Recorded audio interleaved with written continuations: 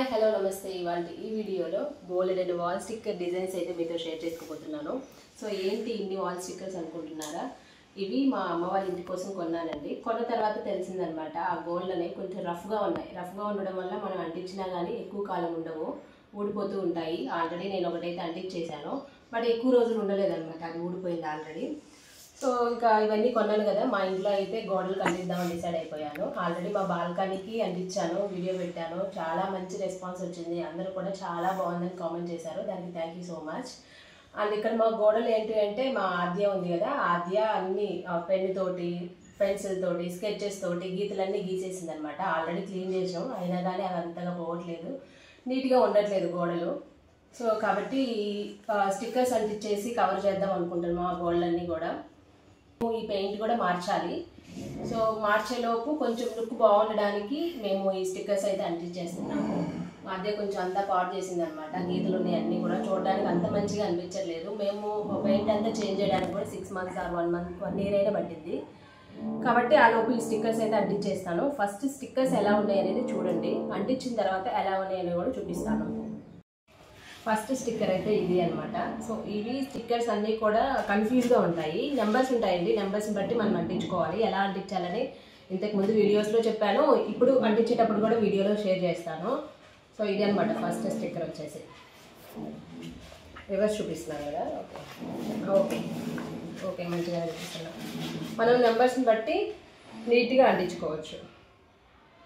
ఇదొకటి తీసుకున్నాము. ఈ స్టిక్కర్స్ కాస్ట్ కూడా చాలా తక్కువ అండి, నేను అన్నీ కూడా డిస్క్రిప్షన్లో ఇస్తాను, ఒకసారి చెక్ చేసి తీసుకోండి. 100 బిలోనే ఉంటాయి అన్ని స్టిక్కర్స్ కూడా. నెక్స్ట్ వచ్చేసి ఇది ఒక సింపుల్ డిజైన్ వాల్ స్టిక్కర్.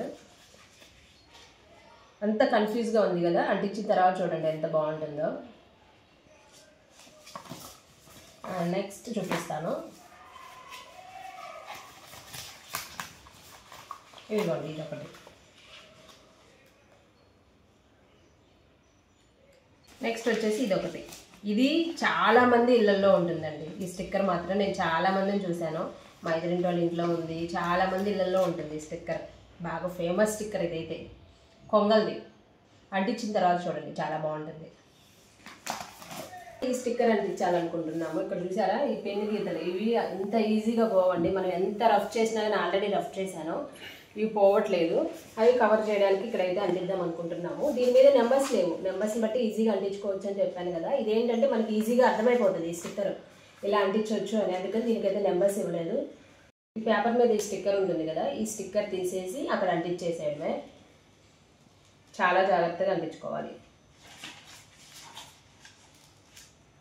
ఇది మొత్తం కంబైండ్ వచ్చినట్టుంది కాదులతి, ఒక్కోటే ఉంటుందిలే, ఒక్కోటి రావట్లా. అది కూడా కట్ అయింది కదా అక్కడ, కట్టి ఇలా కట్టిచ్చారు దేనికి దానికి. సరే మొత్తం అంటే అన్నీ కలిపే ఉన్నాయా? సరే అంతవరకు అట్టుంది. అన్ని సపరేట్గా సరే అయితే మొత్తం మాత్రం ఏంటో అంత కంబైన్డ్గా ఇచ్చారు, కాబట్టి ఇది ఇంకా చాలా జాగ్రత్తగా అంటించాలండి. సో కింద ముందు అంటించుకుంటే లాగేసేది, పైన కొంచెం తీసుకుంటా అంటించుకోవాల్సింది, అయినా కవర్ అవ్వదు, ట్రై చేయాలి. పెన్ గీతలు కవర్ అవ్వట్లేదు, ఇటుపోతే కష్టము, సో మధ్యలో వేయాల్సింది తప్పదు.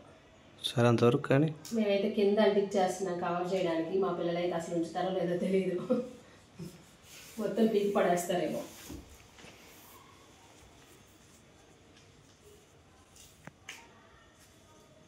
ఇది కంబైన్డ్గా ఇచ్చేసారు, మామూలుగా అయితే ఇలా కంబైన్డ్గా ఇవ్వరు. ఫస్ట్ టైం ఇలా కంబైన్డ్ స్టిక్కర్ చూస్తున్నా. చాలా అంటించాం కదా మా ఇంటికి, ఇలా అనిపించలా.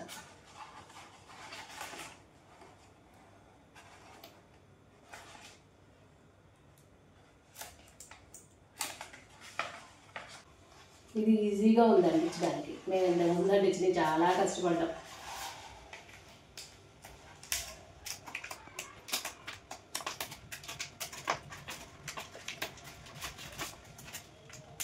ఇలా అంటించిన తర్వాత తీయకూడదండి అంత, 1-2 సార్లు అంటే ఓకే, కానీ ఇంకా అలా తీస్తూ ఉంటే పెయింట్ కూడా ఊడొచ్చేస్తుంది. ముడతలు లేకుండా ఉండడానికి మనం 1-2 సార్లు తీస్తుంటాము అంటించిన తర్వాత.